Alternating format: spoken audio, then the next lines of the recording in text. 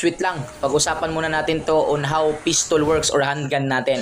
Yan, so pagkak natin, makita natin yung extractor. Yung extractor is a part of firearm yun that used to withdraw the cartridge case on the chamber. So yung hihila, pabalik kasi wala namang talagang cartridge na sumabay at lumabas doon sa bunganga or sa muzzle ng firearm. Wala naman, babalik siya. Natrabaho yun ni extractor.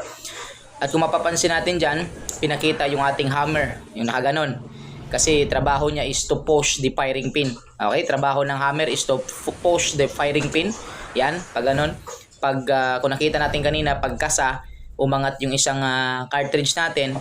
Tapos gumanon yung hammer to push the firing pin. At yung ating firing pin naman, yung kanyang tatamaan is the primer. Yun yung sensitive mixture natin na which is pag natamaan yan magkakos ng ignition. At saka yung ating gunpowder is yun yung susunugin natin. Okay, yan kung makikita natin dyan sa ating video class. Yan, it's because of the high pressure gases, natutulak natin si bullet palabas. Yan, kaya yun, nagta-travel si bullet along the tinatawag nating barrel papunta sa labas. Yun.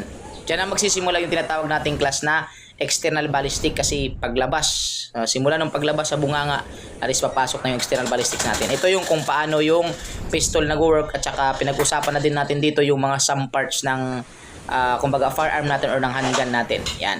Yan, inulit-ulit kung paano talaga. Tsaka ipapakita natin din kung ano yung dinadaanan. Yan, kung makapansin nyo yung mga groove natin dyan class, yung mga kumbaga rifling natin that is considered, meron kasi siyang lands and grooves. Yung elevated portion natin yung lands, yung depressed portion natin yung grooves. Ang purpose kasi niya class, pag dumaan dyan yung bullet natin or yung projectile, iikutin. Yan, nagro-rotate siya. Yan yung purpose niya to make the bullet to fly more accurate. So paano? Thank you so much sa panonood. Tsaka syempre, credit natin yung video na to kay 3D Gunner. Thank you so much.